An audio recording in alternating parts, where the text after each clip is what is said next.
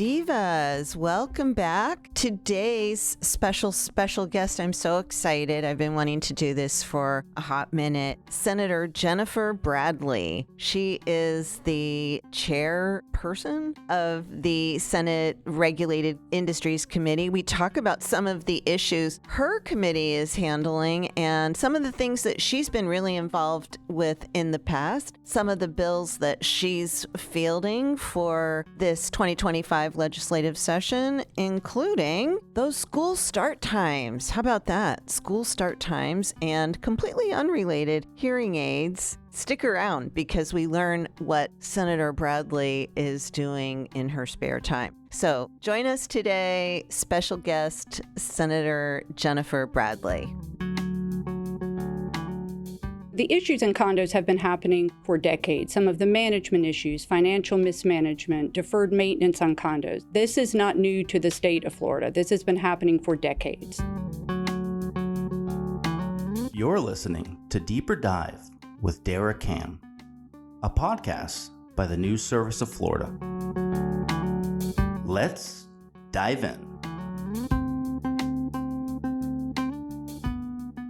Divas, here we go, right out of the gate. I am so excited to be here in the Senate office building with one of my favorite divas, Senator Jennifer Bradley. Welcome. This is her first time on a Deeper Dive. So welcome to the show. Thanks. It's so good to be with you. Thank you for having me. We got a lot to cover. You're probably getting ready to head home, so I don't want to keep you too long. But you seem like a really nice person, and politics can be a pretty brutal arena. What made you run for office? I came to this position from an interesting perspective, an interesting background, in that my husband served in the Florida Senate.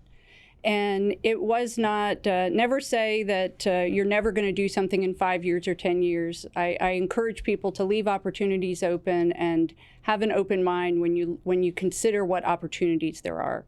And so when Rob termed out, I had the benefit of seeing the really incredible impacts that you can have on your local community and making sure that you make your state stronger, your community stronger. And that really resonated with me. In fact, towards the end of his term, I had contemplated running for county commission and getting involved. We were empty nesters at that point, and I had considered getting involved in another aspect. And then when the individual that was going to run for that seat opted not to run, people encouraged me to run. And it was a scary leap of faith, and I said, I'm in. And it was a conversation with my daughters, actually. And I said, I don't know, what do you think? And they looked at me and said, Mom, what would you tell us to do? And I said, you're exactly right. I would say, don't be afraid. The reason you don't do it isn't because, it's the unknown and you're nervous about it. You jump in and you make a difference. So.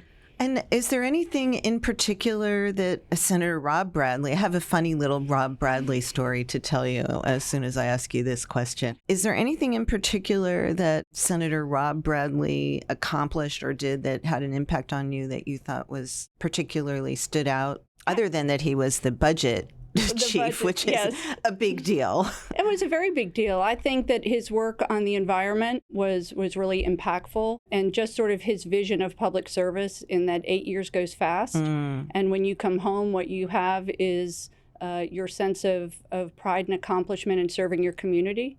And so I look at my time here maybe different than other folks who don't realize how fast 8 years goes and don't know what you think about when your term is over. He also, like you, came straight into the Senate and didn't do what we're seeing a lot of nowadays, which is 8 years in the House and then over to the Senate. Correct. So I was working for the Palm Beach Post when Senator Bradley was elected, and I used to do this column called Capitol Conversations, kind of like, a early adopter for long form journalism where we have a conversation and I would sit down, and I did one with Senator Bradley. And in the introduction to it, just do a little bio or whatever, I wrote something. And maybe, I don't know if it was for that or if it was for another piece, but it was about him. I think it was the Capitol Conversations. And I said something about a boyish smile Oh my gosh. All the other senators were so jealous. They were so jealous, and they kept making comments about it, and they wanted to do one. They kept asking me to do one. It's kind of, a lot of people want to be on the podcast now too. Yeah. But it was hilarious that they were so jealous that he had gotten these compliments in this thing, and it was very funny. I have heard that story before, not from you, but from someone else. That's so funny. Yes, so you heard it too. Okay. You mentioned that your daughters and we have a lot of women in the Senate and in the House, and a lot of young mothers. Do you have any advice for women who are running for office? Do you think it's different at all for women? I think it is, and I think women's path to public service is a little bit different. And when you look at the women who serve and across the state, oftentimes, when you read studies and sort of look at the paths, they need more encouragement. They always feel as though they don't have the qualifications. And you're qualified if you want to serve your community and you have something to offer and give back and have a career. But everybody's path isn't the same, and neither was mine. I took time off. My career kind of ebbed and flowed as our kids were younger and older. But that doesn't, we need that voice in the Senate. We need that voice in the legislature of what women experience. And so I'm excited to see so many women serving. I was excited to have then President Pasadomo lead the chamber. Mm-hmm. And I think it was an important message to all women to get out and run. Yeah, I think so too. I have a lot of thoughts on what's going on with the bro culture now, but we'll save that for another day. You guys have next week off, and then is that the last week, and then session starts, right? Gosh, it feels like we haven't seen a lot of bills passing in committees. We've had 3 special sessions so far. Are we behind, or is that just me, or do you think we're on pace? I think that the timing has been a lot slower this year, because it does feel as though we've already had a full session and session doesn't start for another week. But I think bills have been slower to be filed. I think there's fewer bills filed now than there have been other sessions. And I know that there's a lot of ideas out there that we've heard about, and I would expect probably to see some of those, they'll have to be filed by a week from Friday. That's right. But yeah, it does feel as though it's a slower pace. And we're going to talk about some of your bills in a few minutes. But let's start with you're the chairwoman. I always say chairwoman. I have a thing about chair because I feel like a chair is a piece of furniture. So do you like to be called chair, chairperson, chairwoman, or just don't call me late for dinner? Yeah. Just chair is fine. Okay. That it All doesn't. Right. It's a little AP sticking thing with me, but I'm sure it's changed now. So chair of Senate Regulated Industries Committee, and you guys have a lot of things going on over there. And let's start with the most not controversial, but the most top of mind right now is condos. You guys have had 2 workshops, I think, so far on that issue, talking about the structural integrity reserve studies, the SIRS. They're supposed to be submitted, I think, for some instances to DBPR by December 31st, but then the milestone inspections are due. There's a little confusion out there, maybe not among people who live in condos. You've held a series of workshops around the state on this issue. Can you give us a little primer on what's going on, what the concerns are, and what you think you might be doing to address that issue? Yeah, absolutely. So the legislatures, the issues in condos have been happening for decades. Some of the management issues, financial mismanagement, deferred maintenance on condos. This is not new to the state of Florida. This has been happening for decades. I'm just going to interrupt you because this is how we communicate in my family. Yeah, but also, this is a conversation, right? When I was first starting reporting, and then I would look at DOA cases, some of the juiciest things were always with the condo boards, right? I mean, it's like the sharks and the jets, you know what I mean? Those condo boards are they're vicious. They're not just vicious, but there's intensely emotional people who are invested, and they live in the same places, and they're really, they get very cliquish and anyway, so just the emotional intensity of condo management and condo boards and all that is very, very, there's a lot of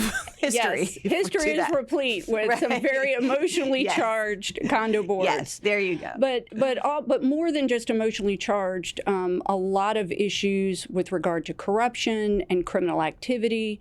We've had grand jury reports, House Select Committees on really serious issues going on in condos for many years. And then Surfside collapsed. Right. And then there was the justified, we are doing something now. We are not going to allow the financial health of condos to be so weak that when repairs need to be made, structural repairs, not just any update or the lobby or the parking lot, but repairs that go to the structural integrity of the building, they have to be done. Right. And out of that was born the milestone inspection. And somebody has to be held accountable. I mean, that's just horrific. And we have seen since the milestone inspections began, buildings have been evacuated. Some owners have been out on a temporary basis, and other owners are still waiting to return to their homes because the inspector found such serious structural defects. So, and 2 Florida counties have already had milestone inspections, Broward and Miami-Dade, and they called them recertifications. They're actually much broader than what the Florida law requires.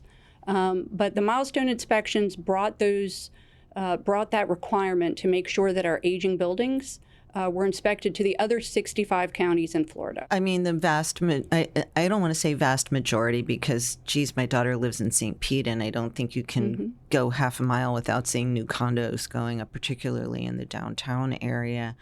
And lots of beach communities have a lot of condos in them. But there's a lot in Broward and Miami-Dade. Surely.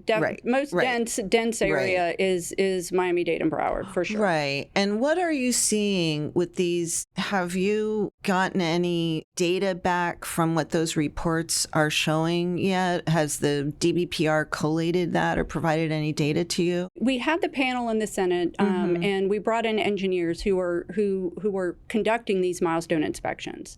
And they are finding a lot of the defects are from deferred maintenance. It is failure to waterproof, and then you have salt air, and it corrodes the rebar and the Some concrete of those spalls. pictures were quite frightening, Senator. I was there. The columns holding up the buildings, and some of these were in Orlando, so it's not a salt air intrusion thing either there, right? I see these pictures from all over the state. In fact, I just was sent a video this morning of huge cracks. You see huge cracks under the stairwells and on balconies and very unsafe structures. These buildings have to be inspected because they are not being maintained, and we have to make sure that people who are living there are safe. Right. So safety is non-negotiable with the milestone inspection. In addition to the milestone, we created a structural integrity reserve study.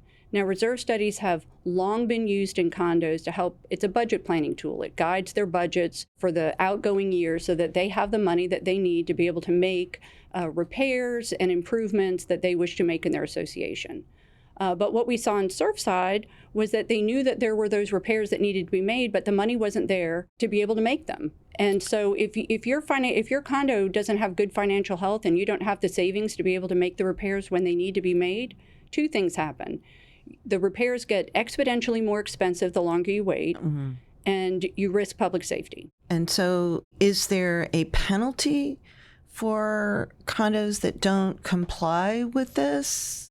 So what if they say, okay, we got this report back, we need to invest whatever, whatever the dollar number is, but we'll just hold off on that another year. Are there any sanctions for that? The bill does not include. What the state said was buildings, you need to be inspected, and you have to have your reserves in order. We do not impose sanctions, criminal penalties, or fines. I think as things unfold and there's more education and people understand, maybe that's appropriate, maybe DBPR. We definitely need more data collection. But a big part of the bill also was transparency. so that when you were buying into a building, you had a copy of the milestone inspection. You have a copy of the CSRS so that you know what you're buying into. People think they're buying just one little piece of a big building. You are a part owner in that entire building. And for far too long, we had people buy one unit, and a couple years later, they got a huge special assessment for the roof, for concrete work, for waterproofing, because previous owners had just waived reserves year after year, and then they were hit with a big special assessment. But I do hear this from some of my friends who live in condos. Why should I be paying for a roof for someone, who's going to be living here 40 years from now? Why shouldn't I just be covering the costs of what I need right now today?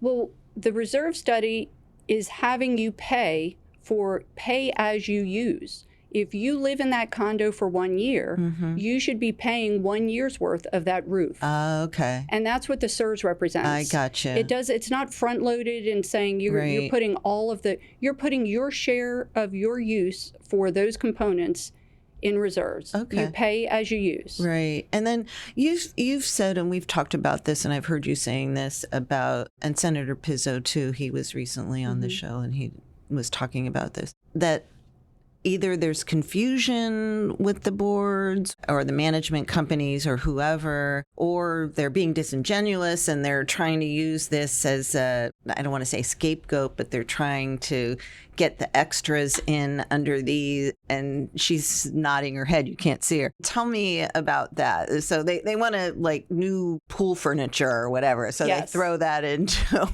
Yes. And I think that is absolutely happening. Both of those things are happening. Some maybe by misunderstanding, and some CSRS being prepared at the direction of boards or management companies with a sense that, we may not get a lot of money to do the lobby or to beautify the landscaping if we don't put it in now. And so what we're seeing a lot of times, not just a one-off, we're seeing a lot of CSRS that are not clear for the owners. They have the required items, which in the law is Section G, so we call them the sort of the G items, and those are the structural items. And they're mixed in with a lot of other items that are discretionary to the board. Goodies. The state did not step in and require everything. We identified 8 items that must be reserved for. Beyond that, the associations have the ability to waive on other items. But we're seeing CSRS reports that everything is mixed together. The owners really aren't clear what they have to accept, what they don't have to accept. And it's being represented as this is a state requirement. That can't be the engineers that are doing that, though, right? Are they doing that? These are the CSRS. I met with a new CSRS provider in Florida, and he was told that he had a lot of pressure from management companies to include everything in the CSRS and kind of not really demarcate which were G items and which weren't, because the sense was that if they didn't put it all in there and just put it together, that they wouldn't be able to get the funding that they wanted. Wow. And so I think going forward, we're going to need to have standardization of the CSRS forms, clearly identifying so that owners can look at them and say, these are the G items, this is what we have to reserve for, and the rest is, where the association retains its discretion. Yeah. So is that something that you think that you all might come up with this year? Yeah, I think we'll definitely, certainly in my bill, we'll propose that we have a standardization of that form with a real eye on keeping that transparent for the owners, so that they know exactly what the state's requiring and what's within their purview. And what else do you think might be in your bill? We have to provide some targeted relief. We cannot compromise safety, but I think that there are ways that we can smooth the transition. Maybe for a few years, we allow associations to get a line of credit to satisfy that reserve requirement. So we know the building's safe, it's been inspected, they have a line of credit. If an element were to need to be replaced or to need work, we know that the association has access to the funds, but maybe the reserves don't need to be all cash year one. And that's not a forever solution, but maybe it offers some relief from associations who are having difficulty coming up with that in cash. I mean, I keep hearing, and again, I keep talking about Senator Pizzo, but I keep hearing him talk, he seems very skeptical about stories that we've heard about older people, particularly the people on a retired people on a fixed income who can't afford the assessments or the reserves or whatever, and they're going to have to sell for pennies on the dollar. Or he keeps saying, you've got a huge investment. It's really increased in value. I mean, I think in some ways that argument is a little, I'm not disparaging him or that argument, but also if people were to sell, then they have to relocate. I can tell you, as someone who moved 10 years ago, moving is no joke. And the older you get, the less enjoyable it is, and not everyone wants to move, and these are their homes. So I don't know. Is that a dilemma? Is that a kind of a false flag? Is that an issue at all? Well, I have the real advantage of working with both Representative Lopez, who is very passionate and really cares about the issue and has really invested the time, as well as Senator Pizzo on the Senate side, being a real partner in this issue and taking part in a lot of the town halls. And, so I have a real advantage in having really great partners to be on this. And I think that it is an issue that you have to make sure that there is a smooth transition. Mm-hmm. But I will say that a lot of the stories that are reported, we don't see reflected in the actual CSRS reports that I'm looking at. Okay. And a lot of the reports where it's an outrageous assessment, when we look at the CSRS report, there are millions of dollars often in non-required items that are in that report. And so I haven't seen that yet. In fact, I work with, there's a CSRS provider that did an analysis of 700 CSRS studies. And it was sort of my first look at what is the actual impact. So this was 700 studies throughout the state and across the state, Southeast, Southwest, Panhandle, Jacksonville. And that showed that the median increase in CSRS with regard to the required items was about $57 a month. Wow. And that was the median, because there were some outliers that really, so $57, which is not nothing, but it's certainly not the largest cost driver on condo association fees for the last 4 years has been insurance. Sure. It has tripled. And remember, the CSRS requirement isn't even in effect yet. Right. It's just the report. It's for budgets that are adopted at the end of 25. And that's when in 25, and most associations adopt their budget at the end of the year. Okay, so that would be the same fiscal year that they're not even required to reserve yet. And these associations have all known since 2021, 2022 that this was coming.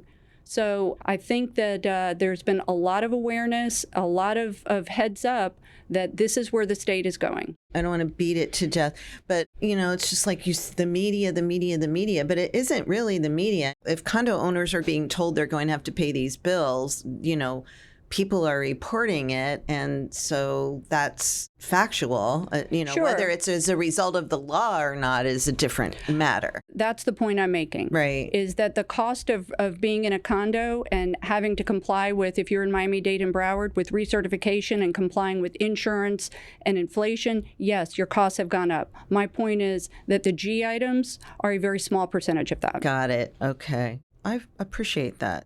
I was thinking about it as I was doing the questions. They're aging. They were built 60, 70 years ago. You got the saltwater intrusion. I have this issue, I was talking about whether my bones are dissolving. My skeleton is dissolving. And I was just thinking, I was likening myself to one of those condo buildings. Hey, I think I need a CSRS study on me, right? I think it's called a DEXA scan. We'll be right back with Senator Jennifer Bradley. And now, the news in haikus. Savings must stand firm. Hidden cracks demand their due. Safety has a cost. That's the news in haikus. Don't forget, we'd love to hear your haiku. You can slide them into my DMs, or you can send them to podcasts. That's podcasts with an S at e.newsserviceflorida.com. Wherever you're listening, please don't forget to subscribe and give us a rating if you like what we're doing. Divas, the scrupulously accurate Senator Bradley contacted me after we were finished recording to let me know that we needed to make an adjustment to that median SIRS increase. That's the Structural Integrity Reserve Study. That median increase was $51.67. So thank you, Senator Bradley, for setting the record straight on that. And we're back with Senator Jennifer Bradley. Let's talk about another bill. I don't think I saw it agended. It's passed in one committee. It is decoupling. Are you planning on hearing that bill, or what's going on with that? Well, we will see. It's certainly not a new issue in this building. We've had a lot of talk about decoupling. In Tallahassee several years ago, we had highlight, harness racing, quarter horse were decoupled. The thoroughbred were not. That's right. And so the breeders have a very strong lobby. Yes, they do. And they prove, for good reason. They are, they are renowned throughout the country for raising thoroughbred horses in certain part, in the central part of the state. So yeah, and I think that's a fair question to ask of why weren't they decoupled? And as a government, when you have one entity treated differently than others, I think is worthy of a discussion, and it's a difficult discussion because there's a lot of passion on both sides. But let's I'd like to see the justification for requiring them to be coupled when no one else is. So you're going the other way. And so we'll see. Not the justification for decoupling. What is the justification for not decoupling? For treating them separately. Treating them differently. Would it be the breeding of the horses and the economic impact? Yeah. A lot of times I chalk up why we do things here in the Capitol, we as if I'm a part of the process and not just an observer, but why things are done, to say it in the passive voice. And as in life, I think it is used to it. We're used to it because we've done it this way for so long, and that's why we continue to do it. But I think it's a tough conversation, but I think it's one that we need to have. Why were the other three decoupled? What happened to those? Clearly, greyhound racing is prohibited. That's right. Highlight still continues. I don't think Does it really? Are they still doing it? Yeah. But I don't think this is a question of decouple and decimate the horse industry, or let them work it out. Let everybody come, make their case, and see where we can come to for the best solution. So is that a yes? You're going to hear the bill, or it's a yes that I want to have that conversation. I see. Okay. Well, fair enough. Obviously, the horse races are a way for the entities, the parimutuels, to hold on to they have to do it so that they can keep more lucrative slots and poker. And I guess if they were to decouple, I think the House bill would only decouple Gulfstream. I think, would Tampa Bay Downs still have to do? I haven't looked closely at the House amendment. I believe it would, the net effect of that would be for both. Okay, I see. Then they amended it. And certainly Gulfstream runs 200 races, 5 times the statutory minimum. They've agreed to do that for 2 more years. Their application reflects that. Their public comments are that they don't wish to see it go away. I saw that. And so let's flesh that out some more. Yeah. Let's talk about that. I've also heard that they want to develop that property. That is, I grew up in South Florida, and that is prime real estate, and a lot of it right on US 1 and in North Miami. I don't know if it's in Hallandale technically or where it is, but I know where it is in my, I can picture Hallandale Beach, yeah. Yeah, Hallandale Beach. So, that is, it doesn't really get much more prime real estate that hasn't been developed than there. So that's what I've heard. What's your review of the Gaming Commission on a scale of 1 to 10? A scale of 1 to 10, I think that they are doing the best job that they can. It is a complex industry. I haven't had a ton of complaints about. There's agencies out there that I tend to hear from a lot. I don't have a lot of stakeholders coming to me with big objections of what the Gaming Commission is doing. So I don't, Okay. You had a presentation on the illegal gambling activities. It was pretty eye-popping what's going on at some of these places, and they're kind of like whack-a-mole. You close one down and they open up. Is there anything that the legislature needs to do to address that, do you think? Or do you think that they're... Other than, I think they're asking for more warehouse space, and Senator Pizzo is very skeptical about that. About the need to preserve that evidence. Yes, and that's fair. Yeah. I think there was a bill last year to increase the criminal penalties, make it a third-degree felony, so that law enforcement had a little bit more teeth to be able to kind of go up the chain and make sure that they're removing these establishments, because they are clearly out of bounds. They are engaged in gaming. It sort of breeds other criminal activity.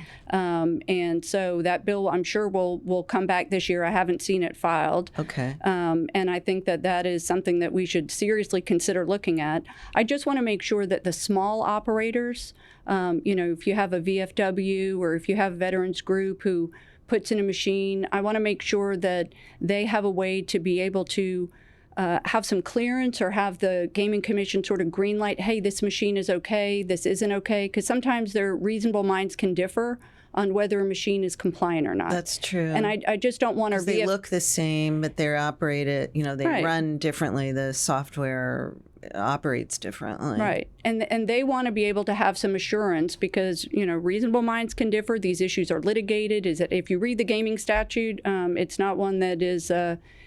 incredibly clear as to what you're allowed to do. And I just want to make sure we don't get some of these groups caught up, and make sure that there's a mechanism for them to be able to go to the Gaming Commission and get a green light so they don't get wrapped up in this. Something else that thank you for that. You've been very involved in the prison system, the state prison system. The KPMG report from more than a year ago said we need to spend $2.2 billion on repairs, retrofits, and staffing to address what they called immediate needs in the state prison system. What do you think needs to be done, and what do you think can be done? Well, last year, for the last 2 years, prior to being chair of Reg Industries, I chaired criminal justice appropriations. That's right. And one of the things, in fact, of my time in the Senate so far, that being in that position and being able to move the ball for the Department of Corrections has been incredibly rewarding, because that is an agency that is the third largest prison system in the country. And they have had a lot of challenges. And over the last 2 years, and with all the credit to President Pasadoma, who was willing to really lean in on this issue and put the resources there, we really were able to do some dramatic things in an agency that doesn't get a lot of attention. In terms of greatly expanding education opportunities. They've hired 275 educators. They're in all the prisons. We got $100 million for infrastructure dollars. And That's in a years, lot. It's not $2.2 billion, but it is a lot when you think about the LOs love you, by the way, and you know that. That's the loved ones for people who don't know. Those are people who are advocating for their loved ones behind the fence. But in years past, a $10 million appropriation would have been seen as a win. Right, because they don't have they don't have a special interest, quote unquote, other than these mostly women, right, who are working or whatever, advocating for their loved ones who are incarcerated.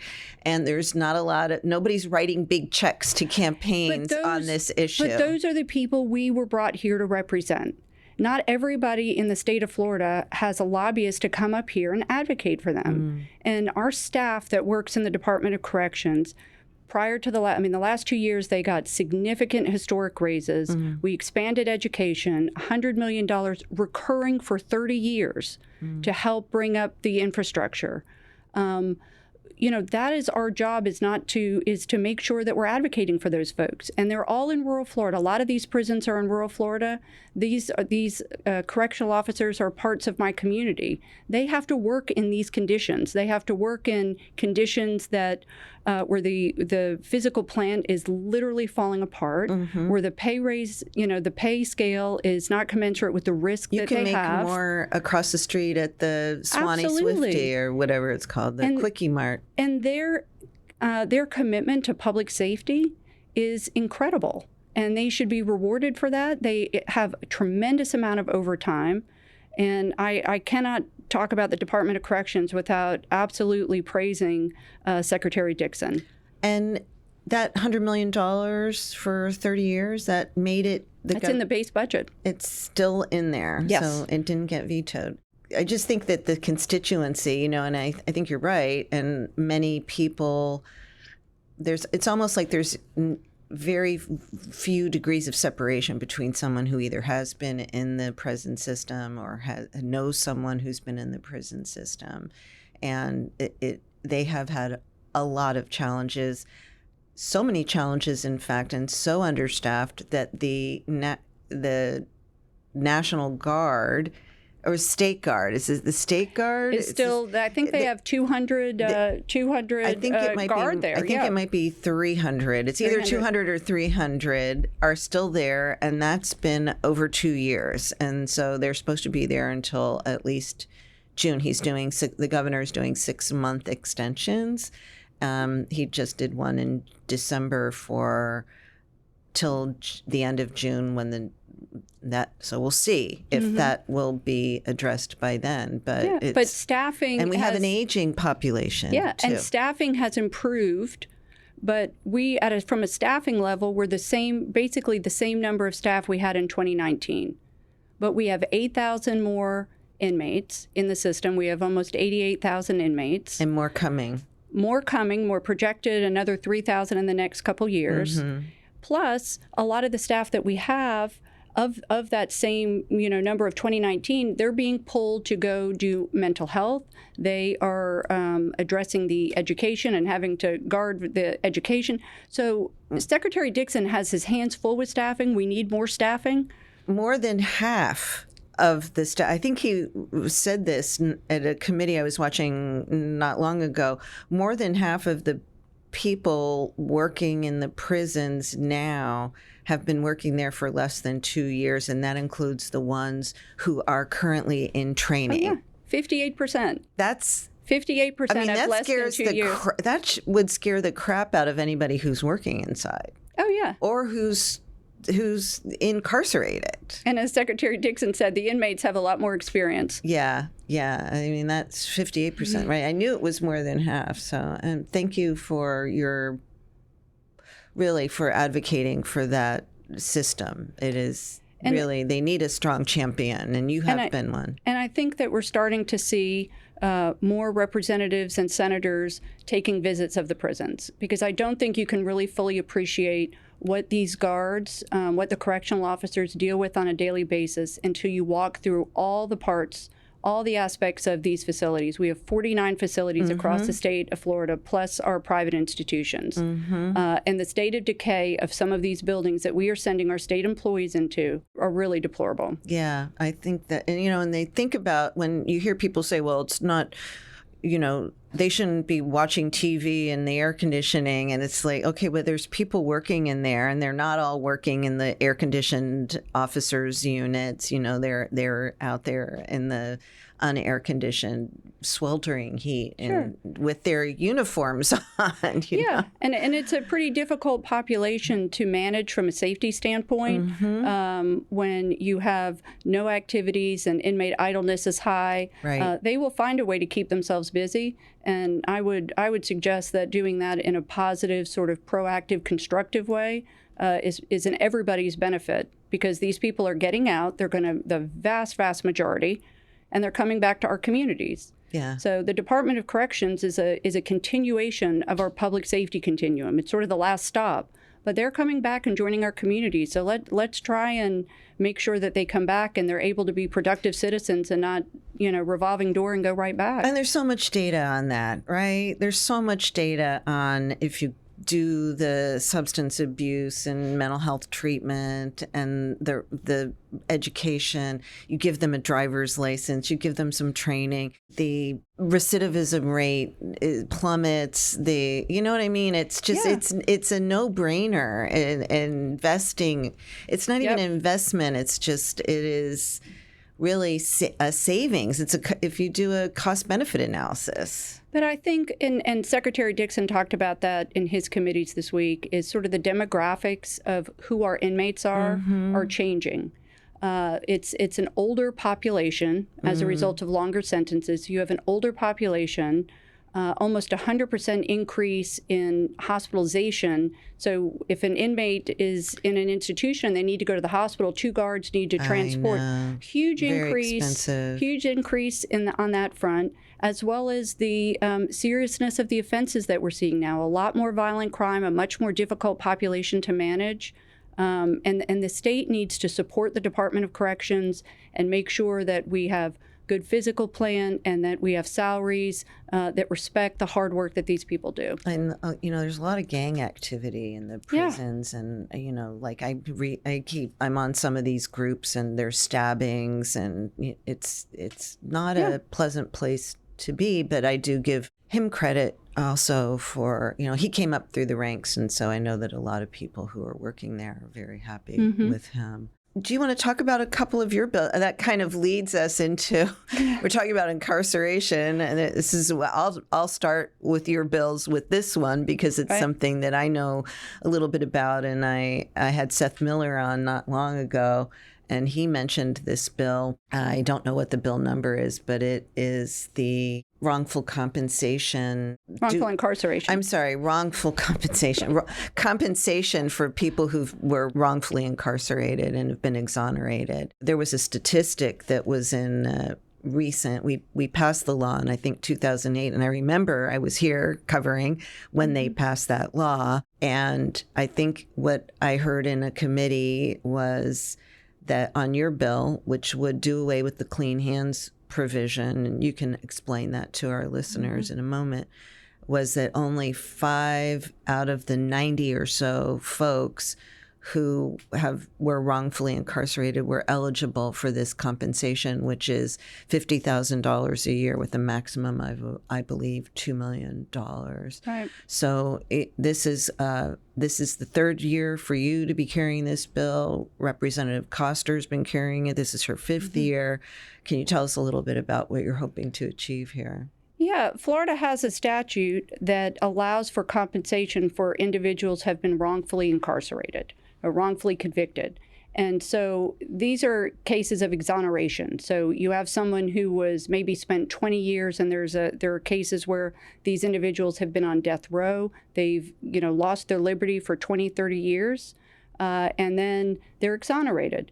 It's either DNA evidence that proves that they were not, in fact, guilty of the crime for which they spent and lost decades of their life.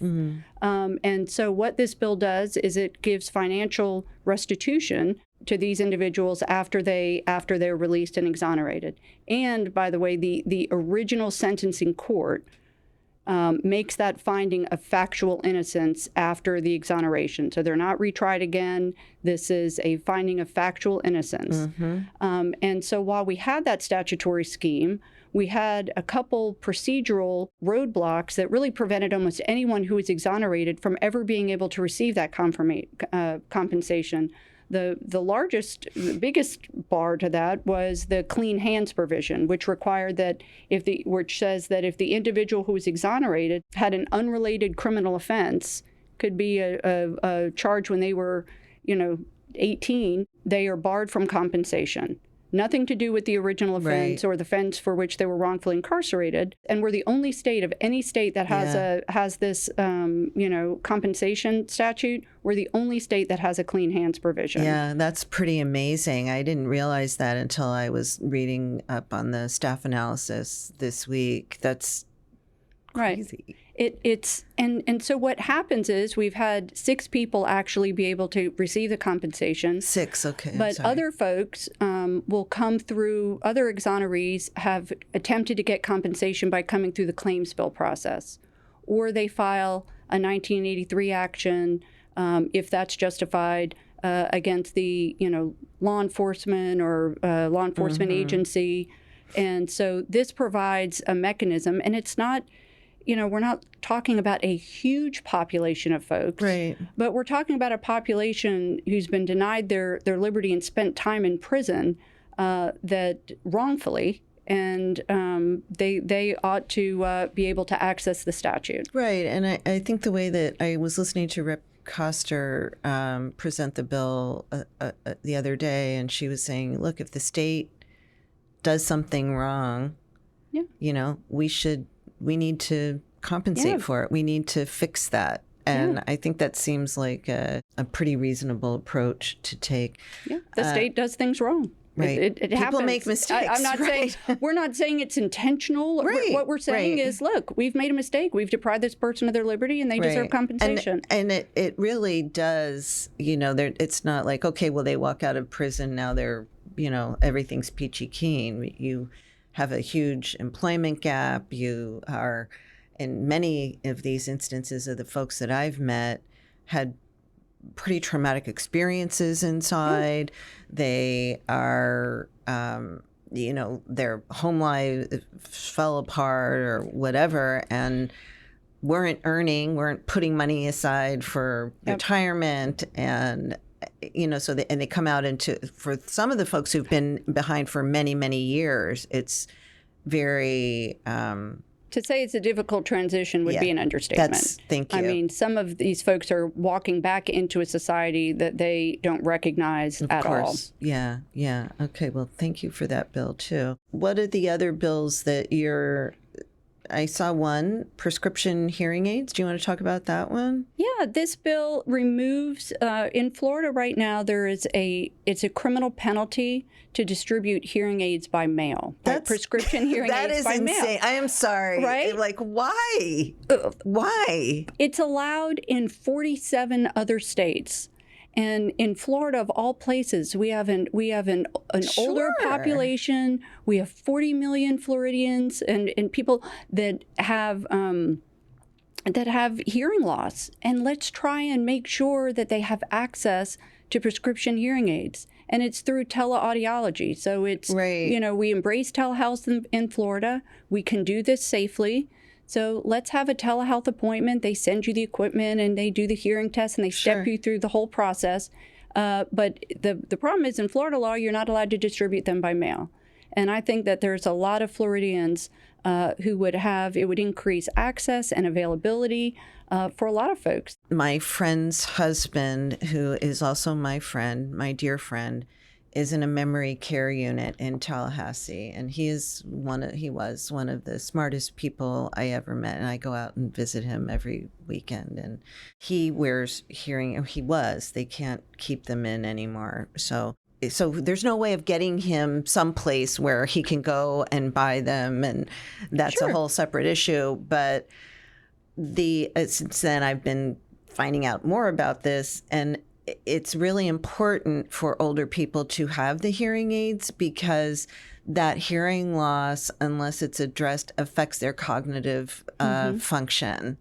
And so it's really important to make it as easy as possible for people to get access to these and there's devices. There's some areas of the state that have, where you have to travel, especially in the rural part of the state where you have a far distance to travel. Other individuals, whether their health status or their age. Yeah. My dad's on full-time oxygen, and so he does a lot of his appointments by telehealth. Sure. Leaving and taking all that is he prefers the telehealth. And so, this serves those people. If you still want to go into brick and mortar and be able to do that, that's great. I encourage it. I just want everyone to, have the support for their hearing that they need. But for people who choose to want to do it by telehealth and be able to get a mail order prescription hearing aid, I don't know why Florida can't join the other 47 states that allow it. Is anybody fighting against that? Is anybody opposed to it? Yeah, I bell tone or whatever? Well, or? I think that it's not that they're fighting against it. Well, they are, but really they're really just Always. they're concerned. They want to have the appointment take place in an actual office, physical office, and I think that just creates barriers and doesn't provide the access and availability that we need. But we're working together to try and make sure that everybody can get comfortable with the requirements of the telehealth appointment, make sure that all the consumer protection provisions with regard to hearing aids would still apply. I fully support that. We're going to limit it to 18 and up. And I'm working. I see. Right. I'm working very closely with them to try and kind of allay some concern so that we can move forward. I would love everybody to be supportive, but I do think it's an important issue for our seniors. Great. And do you think that's going to pass? We'll see. I sure hope so. Over and under? Yeah, I think it's got a good shot. Okay, cool. Anything else that you're sponsoring that you want to talk about? Tell our divas about? Another bill that I'm excited about is the repealing of the school start times. Oh, I have it on my list. I have it on my list. Oh, that is my goodness. It's a huge issue from across the state. Mm-hmm. I mean, bipartisan, rural, urban, it doesn't matter where you are in the state of Florida. I went through 7 delegation meetings. I'd heard about it anyway. Went through 7 delegation meetings, came back and filed the bill. Not enough school bus drivers. I live near Kate Sullivan and Cobb, and always seeing signs, school bus drivers needed, bonus, sign up now. There aren't enough school bus drivers. The kids the littles get home too early. The bigs aren't there to babysit. What else is the downstream effects are just a lot and varied, from childcare, from the cost, to things that aren't readily apparent when you think about backing up a school time or pushing the school time ahead. For instance, in the rural counties, if you get out of high school late and you have to travel any distance for sporting, the school districts now have to provide lighting on all their athletic fields because these sports will now take place in the evening. Oh, wow. And so it's a matter of what this is a very expensive 67 county mandate. And I'm not saying that schools can't start at that time. This bill merely says let the school district determine their start times. Right. It's the rhythm of a community. Sure. And I think that the school district should have that flexibility. But this is what the folks were saying when y'all passed that bill, whatever. It wasn't that long ago that this bill passed. Why did the legislature listen? Well, I think there was a 3-year, I think it was well-intended. They had 3 years to comply. And I think now that we've seen many school districts go through the exercise of really understanding the fiscal impact to the school district, the financial impact to families who now need to secure daycare and childcare, and the community with traffic issues and other things, I think that it really we're now able to kind of put our arms around the impact that it's going to have on communities. And do you think that repeal will happen, or? I sure hope so. I have yet to talk to someone who opposes it. Okay, well, sometimes people have a hard time know. admitting that they made a mistake, right? I'm just saying. Now, I've heard that there's a rumor going around that the House and the Senate will pass the budget early, and that would mean they would send it to the governor before the end of the legislative session so that he has a shorter period of time to act on it. Have you heard that? I have heard that rumor, but I have not only heard that rumor this year, I've heard that rumor every year since I've been up here, and even before that. Okay, but this year, this year we actually did see a veto override. Sure.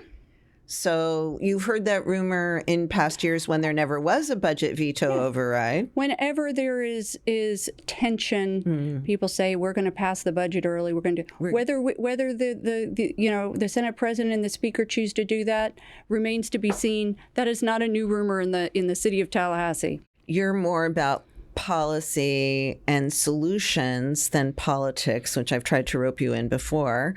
But how do you see the 2026 elections maybe impacting policy issues for the 2025 session?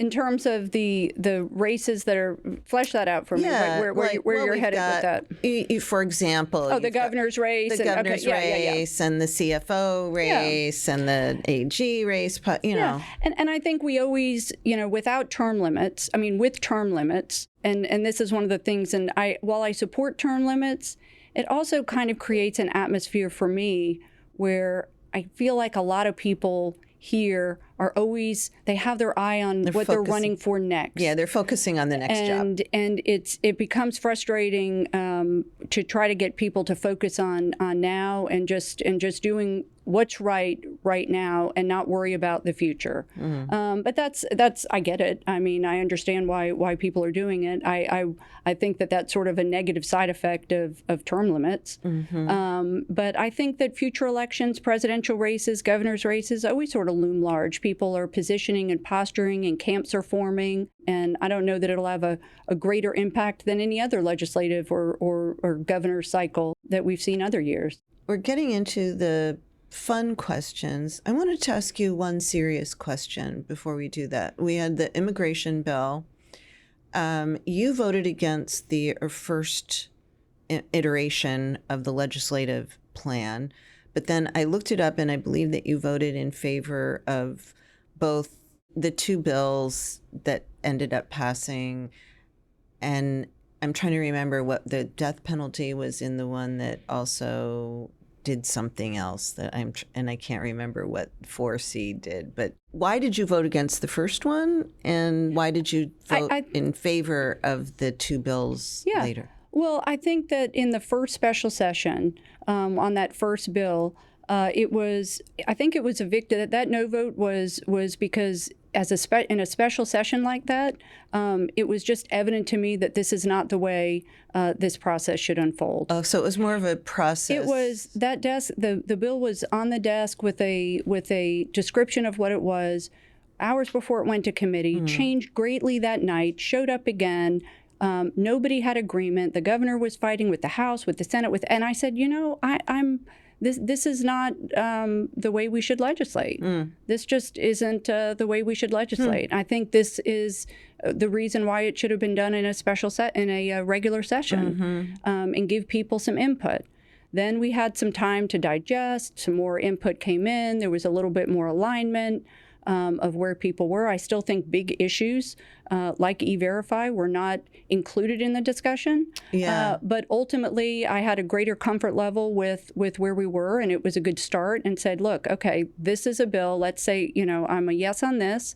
But I think there's still some more work to do. Interesting. Well, thank you for that explanation, because there was a lot of chatter up on the fifth floor where the media work about you voting against it because of the death penalty provision. I think there were some problems and some issues, and I don't 100% love either of those bills. Okay. The Dreamers bother you?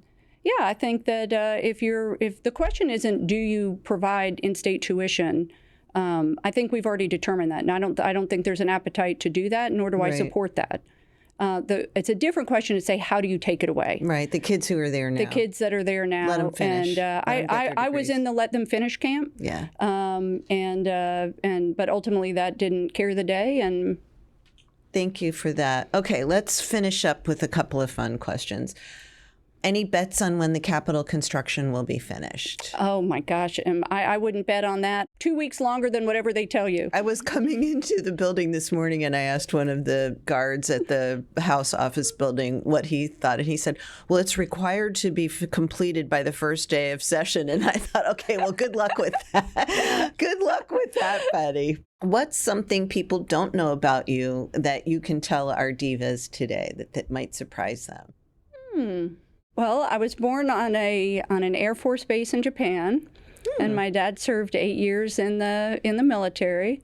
He's a disabled vet now, but the military, his service and traveling abroad while he was having his service is a big part of my childhood and something that's been a big part of my family and important to me. Well, thank you to your dad for his service. Yeah. My father was in the military and died. We lived in Italy. He was stationed in Italy, and he died when I was quite young. But he worked on a team that invented the food astronauts used in their first space mission. So that shows you how old I am. Very good. Do you have a snack that you always keep in the office? Cheez-Its. Cheez-Its. Okay, Yep. Cheez-Its. Who Cheez-Its. doesn't love Cheez-Its? And what do you do for fun in your spare time? Well, I have started in the last year or two. I started trying to learn how to play golf, and I must be a glutton for punishment. Is it fun? Is it fun? I've never heard do. anybody describe it as fun before. What I find it is an incredible challenge, and it is very addicting. Rob has been trying to get me to play for years and years. That's funny. And I said, in fact, there was an event that I went to, and I didn't know how to play, and I just had to ride along in the cart. And I got home that night, and I told Rob, I said, that's the last time I'm just going to ride in the cart and not be able to I said, I'm going to learn how to play. And I had my first lesson the next week, and I've been playing for maybe almost 2 years now. Well, that sounds like fun. It does sound like fun. Okay. I love it. And a lot of business gets done on the golf course in the process, as we call it. So, Senator Jennifer Bradley, is there anything that we didn't go over that you'd like to talk about? No, I think you covered it. Well, it's been a real pleasure having you on Deeper Dive this week, and I look forward to having you again. Oh, thank you so much. Thanks for listening to Deeper Dive with Dara, a podcast by the News Service of Florida, hosted by News Service senior writer Dara Cam and produced by me, Mike Exline. Music for the podcast was recorded by Periodic Labs, LLC.